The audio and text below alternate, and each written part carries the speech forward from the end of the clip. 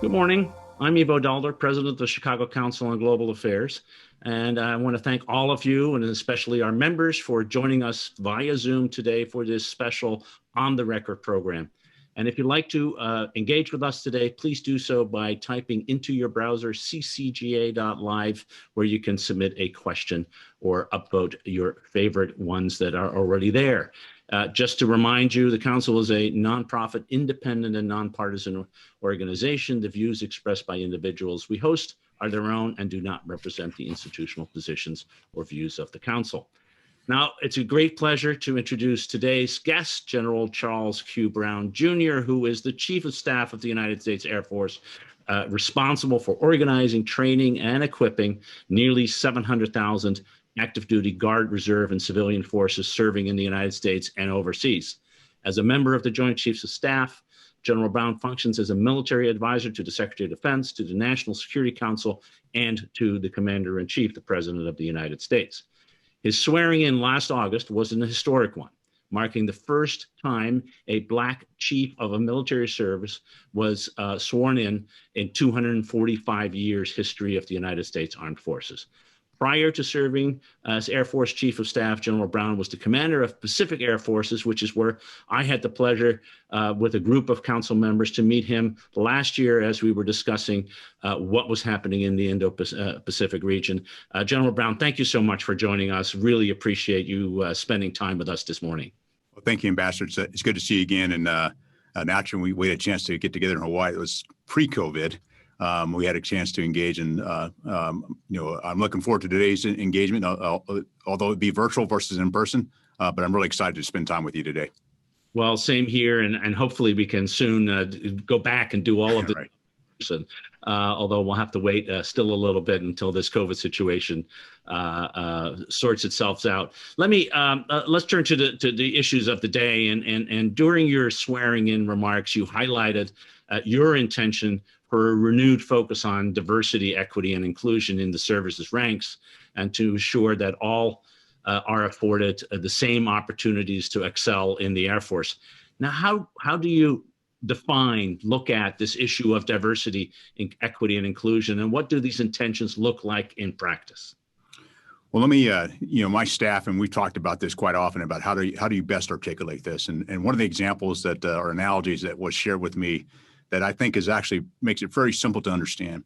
And for diversity, inclusion, and equity, you really want to be invited and have the opportunity to participate. And for those who can go back to 8th grade, and you went to the 8th grade dance, you want to be invited to the dance. And then once you get there, that's the diversity, that you have an opportunity to come to the dance. But the inclusion and equity part is that you get asked to dance. You're not just there at the dance. And so it's for an aspect of the United States Air Force, the things I think about is not only having diverse, slates of candidates for some key positions, but it's also that you have to select some of those individuals into those key positions.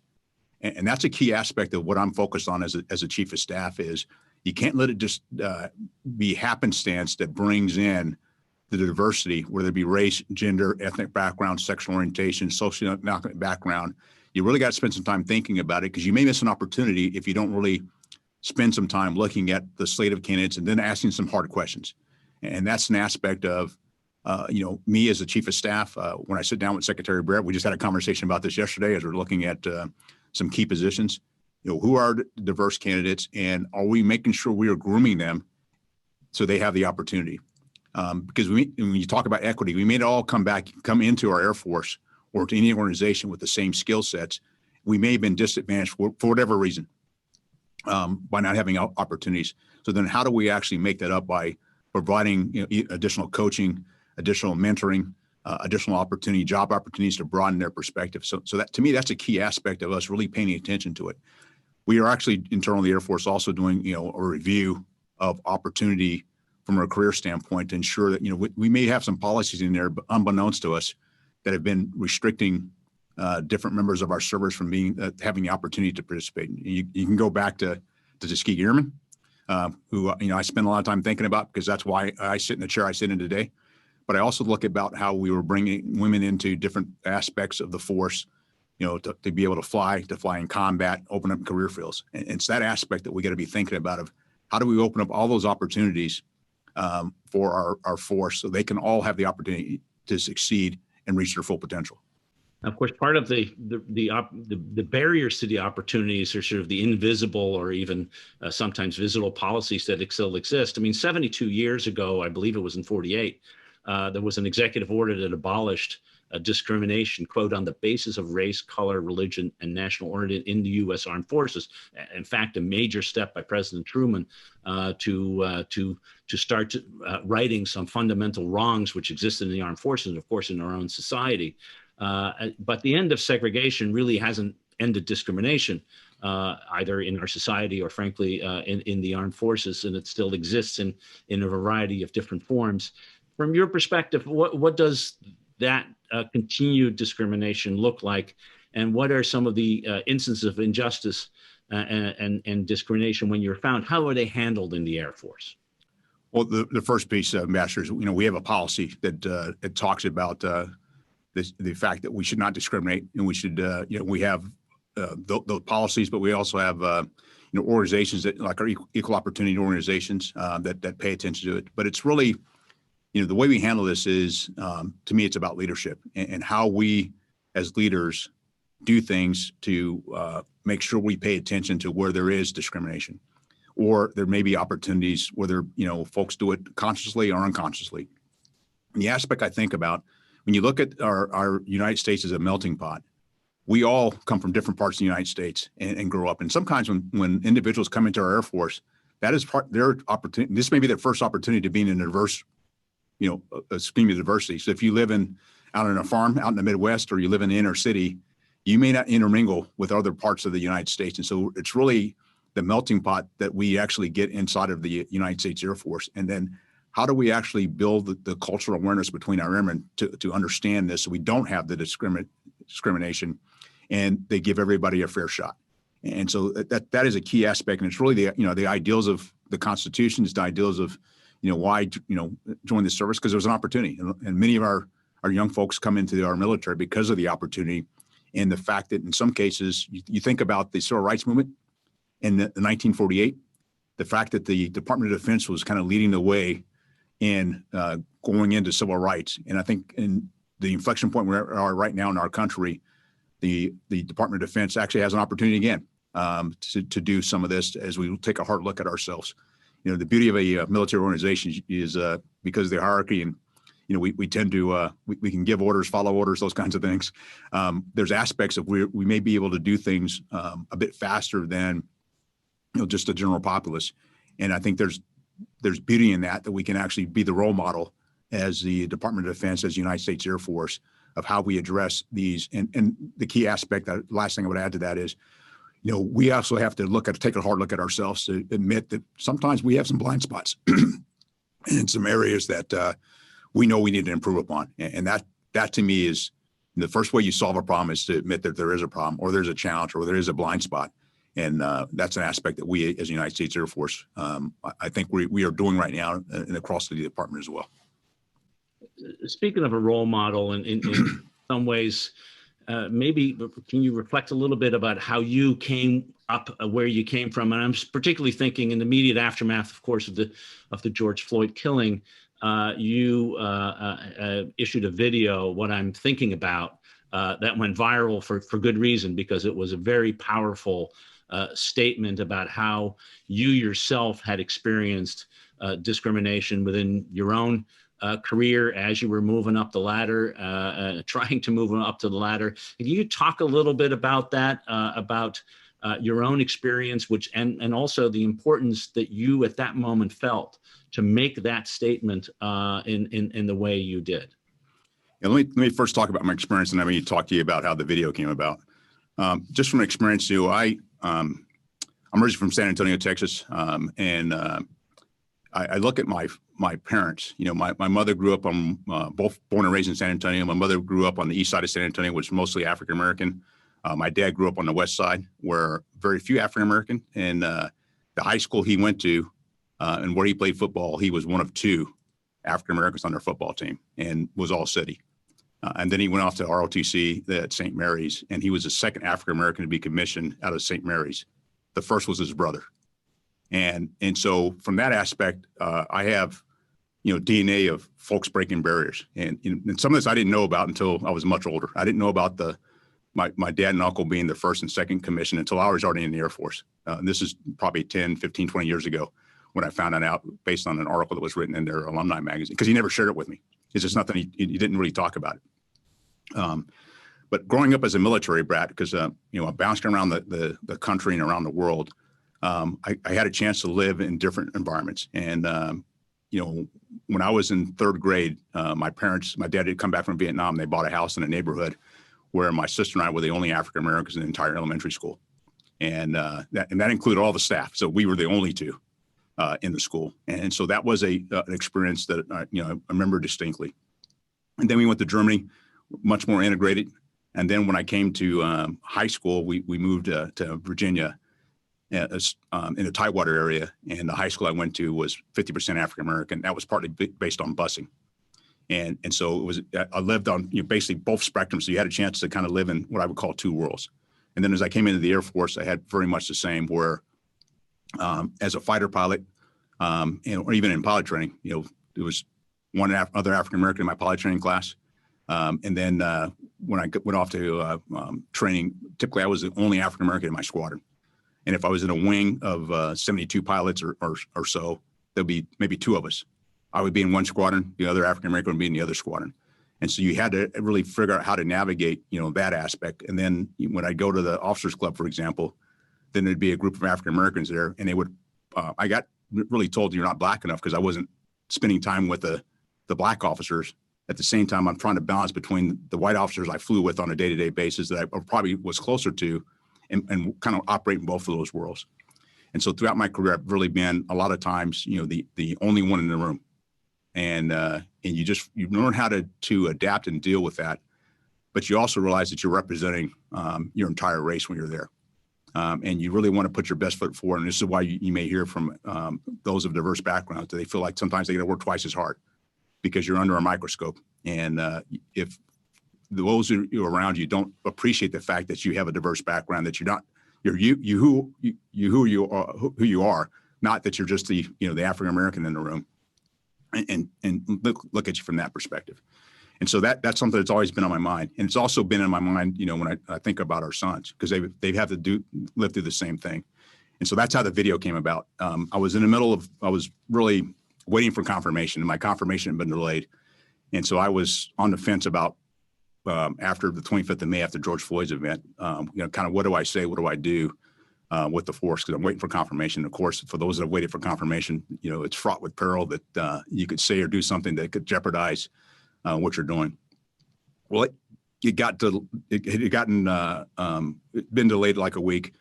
It was on a Sunday evening that we were talking to our son who lives here in Washington, D.C., and he was having a really hard time because he was not seeing some things that he had hoped to see. And he went to Washington University in St. Louis. So the Ferguson events there in Ferguson, Missouri, it's a couple miles from the campus. That was his freshman year in college. And so we had a very emotional conversation. And so he asked me, hey, Dad, what is PACAF, Pacific Air Force is going to say about George Floyd? Which was really, Dad, what are you going to say? And so I got told a confirmation may happen on Tuesday. And we talked to him on Sunday. They said confirmation may happen on Tuesday. It didn't happen on Tuesday. And I said, okay, I'm going to do this video because I felt like I needed to say something. And I was really looking to direct it more so to PACAF Airmen. I had no intention for it to go viral. I was trying to, respect my predecessor because I didn't want to, take any spotlight from him. But I felt like I was getting some stuff off my chest that, things that I've felt throughout my career. So it was pretty emotional, pretty raw, but it was really exactly how I feel. And so hopefully, the aspect of me doing that video is open up conversation. I've got a lot of feedback from folks that have talked to me about it and how it's opened up conversations. Folks I know very closely that I've worked with that, really had no idea because they just didn't see it. In hindsight, I'm glad I did it. I never intended for it to be as big a deal as it was, but in hindsight, I'm glad that it's helping us have a conversation. Well, it certainly influenced a lot of people, and for those who have not yet watched it, go onto YouTube and find it, because it's worthwhile, as you just heard part of the story in and of itself. And so you mentioned that people sort of reacted in this way. I didn't really understand. You're the first Black service chief in 245 years. We're 6 months later since George Floyd. A lot has happened in the country since then, though certainly the issues of race and equity are still very much central to the discussion that we're having in this country. How have you? How is that conversation going now? Both within the Air Force, within the chiefs, among your peers? Is the conversation continuing? And then have you been able to use the moment, as so many others have tried, to really start breaking down some big barriers that may have existed, and that there's now greater awareness? How is the conversation today, 6 months later, when the rawness may have disappeared, but the realities that led to it certainly are still with us? Well, I think the conversations have been pretty good, and as you said, they have been pretty raw. And that's one of the things that we've had number of small across the Air Force, number of small group sessions where airmen that can get together and talk through what they're feeling and what they're thinking. And the feedback I have, I've participated in some of those myself, but the feedback I have as I go different locations and talk to our leadership teams is they really get pretty raw and get pretty emotional. But at the same time, they're very eye-opening, where for certain parts of those that are in the conversation, they really didn't fully appreciate it, have a good idea, and so there's more empathy, I would say. And then the next thing I see is when you're having discussions, even at the senior level, you're starting to make decisions about key personnel decisions. The discussion on diversity is a much more forefront, and it was almost like in some cases in the past when you talk about diversity, it was folks were afraid to bring it up, that you didn't have a slate of diverse candidates, or there wasn't an African American, Asian American, a woman on the slate. Now it's almost like they got to be on the slate and be considered. And so I think as an institution and as a nation, we are more apt to talk about diversity more so than we have in the past. Now we got to get past talk though as well. It is what we do, and it's how that we actually bring and place individuals and give them the opportunity. And when I think about myself, I just want to be CQ Brown. It just so happens that I'm African American, and there's some for me personally, there's some good parts of that. I'm very proud of who I am and my background, but I also think to the aspect that there's a number of people qualified to do any one of these jobs, and I've talked about this before that. There's probably several officers that were qualified to be the first African American chief of staff for the Air Force or for any other service. I just happen to be the first to have the opportunity. And that's the key aspect of making sure that we provide those opportunities for those diverse candidates.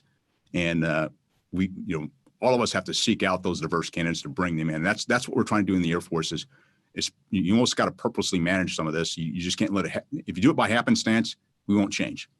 We got to be actually involved as leaders from all backgrounds to ensure we have it. And it really makes for a better organization. I mean, I get so much out of I purposely build my office, my front office, and my team with diverse. And I hire for diversity because they all bring a different perspective, which makes my decisions that much better because I hear different sides of the argument because they all see it differently.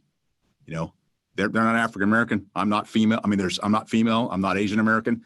But hearing from all of these different groups provides a perspective going, I didn't think about that part. And it makes us stronger as an Air Force, and I think it makes it stronger as a nation as well. And do you see that commitment starting to really penetrate all the services and the entire uniformed military? And I'll just keep it at the uniformed military because that's the area you spent most of your time in. In business we see the same thing. There's an attempt to bring diversity to hiring, but it's the bringing them through to the career path that is often missing. So yes, at the bottom level on the rungs, we have greater diversity. But how do you help people move up? There's been a lot of stories in recent months, of course, about the lack of Black and minority representation among the generals, and particularly under the 3 and 4 stars. And it's it's you breaking through, but it's then the continuing the process by which this happens. Do you see a sort of a renewed commitment on the level of your colleagues to make this part of the armed forces in a way, being a leader in society, as on the issue of race and discrimination and segregation, the armed forces have been in many ways? No, I think so, and it's really this is a challenge, and I think you could, depending on the corporate sector or the public sector, you could see the same thing. In order to get to this level, you can't hire laterally. So I just can't fire somebody on the street of a diverse background and go at the 30-year point, come over to the Air Force and be part of our, be part of our leadership. And so therein lies part of the challenge, which is why we got to pay attention at the lower levels to ensure we retain, we bring the right diverse group of individuals in. At the same time, we retain them over time so they stick around, because, I've been around doing this for 35 years. And part of that for me is making sure I look at quality of service so that those of diverse backgrounds enjoy coming to work each day. They enjoy wearing the uniform. They feel like they're making a contribution, and they want to stick with us. The other aspect, Ambassador, is, I'm just one person. So, I can, as an African-American, I can be I can potentially be the role model, but it takes all of our leadership team of all backgrounds. It's white males, it's white females, it's black males, black females. We all have to be doing the same in hiring. And particularly if you're of the majority, you have more influence in some cases to drive diversity than I might have. I can be one voice, but I need all those voices kind of working together. And that's the commitment I have from our senior leadership across the Air Force, of our general officers. And it's going to require us to purposely manage, some of these diverse candidates. And matter of fact, I was just having a conversation about this morning. They're out there. It's just, are we paying attention to make sure they're being seen? And that's one thing, I like what the NFL did with the Rooney Rule. I'm a huge NFL fan. And the fact that they made it a requirement to interview minority coaches, now they just get exposure because you may not know them. You may not cross paths with them. And we got to purposely do that. And that's a key aspect of being able to bring those folks along and managing their, I wouldn't say managing it is a little bit of managing their careers. And I think about these high interest individuals. So that's what I just, we talked about high potential. I need somebody who has high potential, but from a leadership standpoint, I have to have high interest to make sure they don't get forgotten. And we don't, if we leave it to the system will take, as I had a friend of mine say, I was just hoping the system is going to take care of me. I said, well, the system will take care of you, but it may not be the way you want the system to take care of you. And so that's an aspect that requires personal intervention from leadership to make sure you bring in, and we got to model it. And as we do that at senior leadership levels, those below us, the lower levels will see what we're doing and then be able to do a bit of the same. And so that is, to me, is important. General, let me shift gears for a minute and talk a little bit about the Air Force and its sort of its strategic outlook as you look at the world, say, over the next 5 years. The world is changing; it's becoming more complex. We see rising military and other threats. How is the Air Force sort of posturing itself with regard to the world as it is and is likely to be, and how's the Air Force sort of shifting from what for the last 20 years or so has been this focus on counterterrorism to this new focus of great power competition, and how's the Air Force sort of leading its change in that perspective? Good. Well, part of this is based on my experience. I've had quite a bit of experience in the Middle East, and spent the past 2 years in the Indo-Pacific as the lead airman in the Indo-Pacific. So I've had time to kind of compare and contrast and think through this. And one of the things I really got a deep education over the course of the past I was paying attention to what was going on in the Pacific, but not to the level of depth that I did in the past 2 years, naturally. And it really came to light as I was being considered for this position that we as an Air Force, we as a nation, need to kind of rethink about how we approach our future and our future national security. With that, the National Defense Strategy came out in January 2018, and that actually helped shape what I was thinking about as a PACAF commander, but it really helped shape me coming into this job. And I wrote out my strategic approach: accelerate, change, or lose. because I do think there's some things we need to change. And when I think about that change, it's certain factors, or what I would call accelerants, that are happening to us right now that allow us, or force us to take a look at ourselves to change. But I really think when you look at great power competition, that if we don't change, we lose. And if we think we're going to be able to have a different outcome, taking the same approach, where we, really, I would say, we're stronger than our adversary when you start looking at violent extremists. And now you're talking about a near peer or a peer competitor that it is, in two cases, three, four of them, nuclear powers or aspiring nuclear powers. We got to think differently about our national security. And so if we don't change, I look at losing in competition, a high end fight, quality airmen, and aspects of our national security. So that to me was the kind of the why we need to change.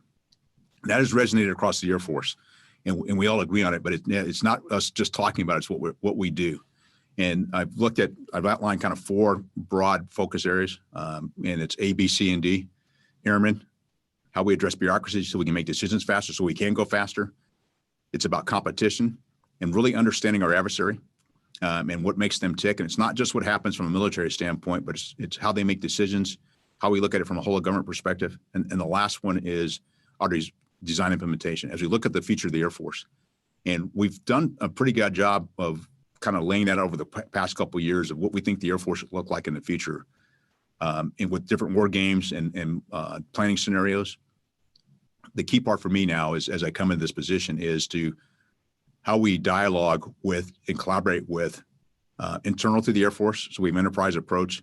It's how we work with the Office of the Secretary of Defense here in the other services here in the building, how we work with Congress, and how we work with industry. Because when I think about our national security, we're all in this together. And so I've got a lot of agreement, and we all kind of see the problem the same way. It's really now, how do we all go and attack this problem? And the other services are thinking about this the same way, that we do need to change and be thinking about it. And what we don't want to do is wake up 5, 10, 15 years from now and go, and God, I wish, what were those guys in 2020 doing? I really want to make sure that we are having these conversations, but also making the changes. And if the change doesn't happen, it will not be due to lack of trying on my part, because this is where I'm really going to be driving for, is to really take a hard look at ourselves and make the case, and then talk about the risk if we don't change, because there is risk if we don't change. And it's an aspect of why we have to do some things internal to the Air Force. At the same time, it's how we engage and be collaborative with our key stakeholders that are external to the Air Force that ensure the national security that we all enjoy. I love this phrase, accelerate change or lose. It's something that we all can, I think, make our own, right. But we'll quote you as part of that. We're going to go to questions in 1 minute. Just if you want to join us, go to your browser, type in ccga.live, and either ask a question or vote on one that's already there, and we'll get to it in 1 minute. Got to ask you the question: what keeps you up at night when you think about the Air Force and its future, and the change that needs to happen, but it's hard to happen? What's the issue that you as the Chief of Staff of the Air Force face, and you say, we got to get this right, or otherwise we're really going to be in trouble? Well, I usually sleep pretty well, but the things I do think about when I probably toss and turn is, are we going to go fast enough? Or are we going to go too slow? Or are we going to miss an opportunity? And that's the part that concerns me, because this is a cultural shift for the Air Force, to be able to go fast. And we were able to do this, back during World War II, during aspects of the Cold War, where we were able to build, we were building fighter aircraft every 2.5 years. Okay. And so since I've been in the Air Force, there's only been a handful of, F-22, F-35, F-15E. Those are 3 fighter aircraft in really about 30 years that we've built. And we've only really retired, the F-4 and F-117. So that cycle, to be able to go fast, we know how to do it. We've done it in the past, but we've got to figure out how to do this in the future to be able to compete against our adversaries. And that's an aspect that, because there is bureaucracy, there is a culture of how we do things. How do we change that culture and make it part of what, who we were, to make it who we are today, so that we stay one step ahead of our adversary? We've been in the past 20 25 years engaged in the Middle East. And while we've been doing that, our adversaries have been watching and studying. And so what we don't want to do is that, as I, again, NFL fan, that you start hearing footsteps, and when those footsteps bypass you, that's the concern I have, is that we don't take the steps, and we come back later and go, if I coulda, woulda, shoulda. I do not want to be in that position.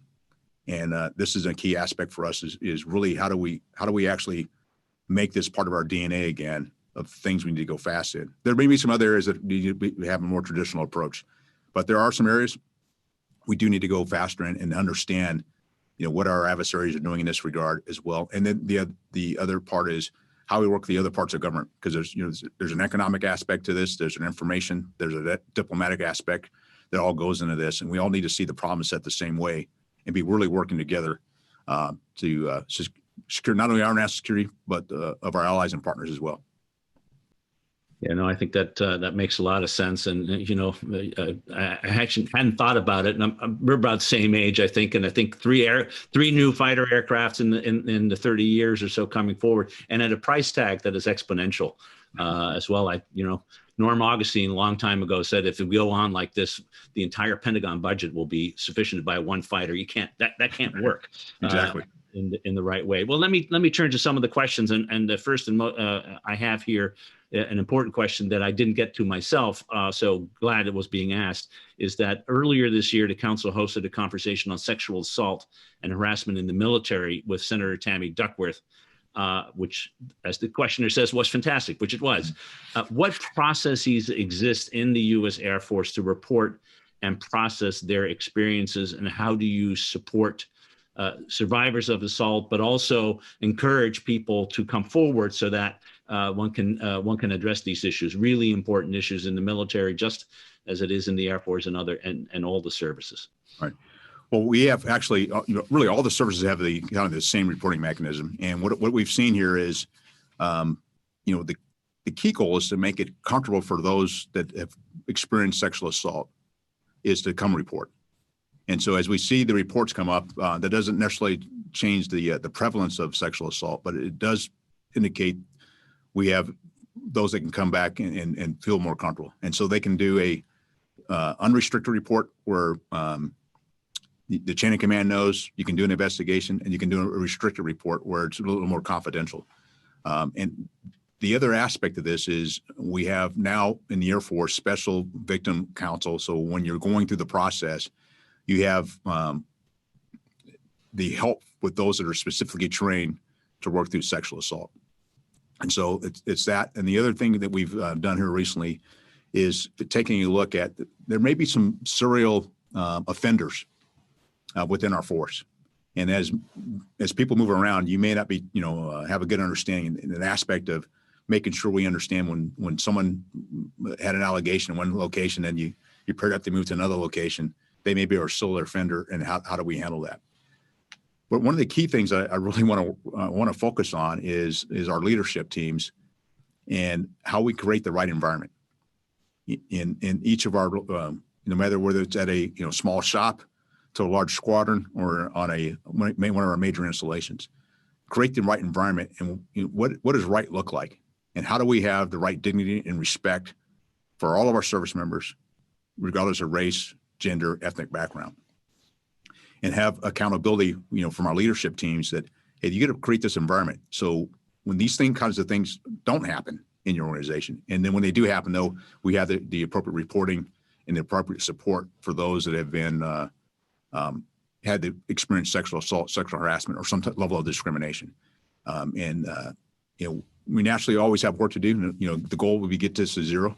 But we are a microcosm of society. But I think we are at a higher calling, and which is why we take it very seriously on how we approach our reporting. And even the reporting that I will finally share is that for some of the reporting we get, this has happened before they came in the military. And so we're willing to take that in, and because that individual may still need help, because they may be dealing with something well before they came in the military. And I think we have a responsibility to help all of our airmen no matter what challenge they have. I think as a leadership, me as the chief of staff, but all of our leadership teams have a responsibility to help our airmen through any kind of difficult challenges or times that they have, whether it before or after, because it impacts their ability to perform their duty, and we want them to be reach their full potential. Well, it's a hard issue, but I think if we don't address it as you say, we're going to all suffer as a team.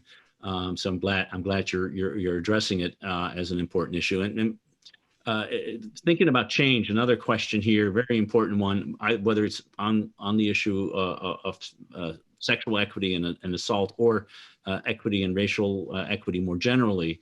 Your leadership in this sphere is a top-down leadership, sort of by definition. And the question is, in a disciplined environment like the military, is there a bottom-up movement? Is there ability for bottom-up to generate change, as there is in so many other parts of society? And how do those two work together? Actually, I enjoy the bottom-up. And the challenge I have is because I'm so high up, the bottom-up doesn't always get to the top.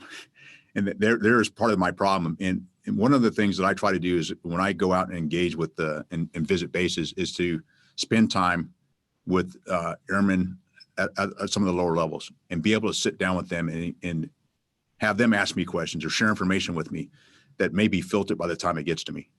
I like to say that I like to have the meeting after the meeting in the meeting. And what happens at a senior level, no one wants to, bring bad news to the boss. And so it's all, nice. And then when I ask a question, everybody can agree and head nod.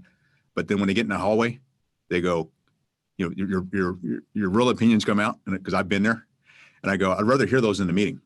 And I want to hear, those diverse views from the lower parts of our force to go, well, hell, I could fix that. I just didn't know about it. And this is an aspect of where I'm focused. The other approach that I take is, I don't like providing a lot of guidance, because I can provide, guidance to say, do this, and this is the brief you need to take, and do it exactly this way. I really want to provide the authority, the intent, and the tools, because each location is a little bit different. Each situation is a little bit different. And if I give them the authority, hey, here's what you're able to do. Here's what my intent is. And here are several tools that you can use, and you can pick and choose how best to use those tools for each of the situations you're in, or whatever location you're at. To me, that's I want to provide the resources so they can actually address some of these. But I also need to hear what they need. And that's why I really like having, I just had another meeting, yesterday, where different views from the staff. And so I'll hear, bits and pieces. I go, well, let's all get in a room. Okay, let's have a conversation. I want to talk this through, so I can hear, not get told what people think. I want to hear what people think directly from them if I can. And I've used events just like this to actually engage with airmen. I'm going to do some this week, because I'm not going to get a chance to travel, to do exactly this, to be able to hear directly from airmen the things they're thinking about. And then I can actually pull, while they're pushing up, I'm pulling from the top to make all these happen. So just on that, is COVID really become a barrier to doing that? Yes, you can do it on Zoom, but or is it in fact opening it up in the sense that people can hide behind their camera and make it more easier for people to talk about things that may be uncomfortable, particularly for the person they're talking to when they're complaining or they're bringing up problems? How do you we are all living in this new world where we're Zooming as opposed to talking across the table. How do you find, is it working from your perspective? Or, of course, the military's been doing this for a long time, using video conferencing as a means to communicate across the world, but this is different in a different level. It's I think there's some pluses and minuses to it. The personal interaction you have, the sidebar you have after the briefing, the water cooler talk, or at the coffee bar, where that part I think we're missing, and some of that social connection that I think we all thrive for as human beings. But the other aspect of being able to Zoom or video teleconference is, we actually, in some cases, we're able to engage with many more people that otherwise wouldn't be able to engage, to hear the conversation, to be part of the conversation, because they would have had to travel. I'll just give you a quick example. I just did. We just retired General Wilson, our vice chief of staff, and we just promoted the next vice chief of staff. And because we did it virtually, a lot of his family members who would not have been here in person got to participate. Mm-hmm. And so and I've done, because of COVID, I've done a number of promotion ceremonies, changes of command virtually, where you have family members who wouldn't have been able to travel because either they couldn't afford it or for health reasons, really got a chance to be and participate. And so there's some goodness in this, but you do miss out on some other aspects. But it has forced us to do some things differently, some for the better. Some of this I think will continue. But I think at some point we'll all like to get back together periodically, but you have opportunities now that we haven't had in the past that I think are some pluses. Well, it makes a lot of sense. You mentioned earlier about cultural sensitivity and serving, it's a global organization. And I have a question about that, members of the Air Force, of course, serve all over the world. And so how do you prepare, educate, and ensure that they are sensitive to the cultures in which they are living and interacting, both our friends, of course, and not so friendly countries? How is that part of the Air Force ethos and training system? Well, a lot of it starts at, particularly if you're going to go to an overseas location or you're going to deploy, there's a level of cultural awareness training or newcomer training where you learn a bit of the culture of the location that you're going to be stationed in or going to deploy to, and know some, the basic do's and don'ts that may either offend or the other areas that are traditional that actually are signs of respect. And so to me, that's an important of how we approach. I would also say, as we talk about diversity and inclusion, this is brought up in one of the forums that one of our leaders held. It said that when we deploy, we get cultural awareness training. We need to do more of that when people come into our Air Force. As I mentioned earlier, if you grew up in a part of the country where you weren't in a diverse environment, and now all of a sudden we put you into 8 weeks of basic training, 3 months of officer training school, or 4 years of ROTC or the Air Force Academy, all of a sudden doesn't automatically go when you finish that training that you fully understand and appreciate the cultures you're dealing with. And so the aspect here is how do we help our airmen through this process? And I think that's the beauty of tragic of George Floyd's death was it's opened up the conversation about you're from a different background. Let's have a conversation of where you grew up and, what was your experience like?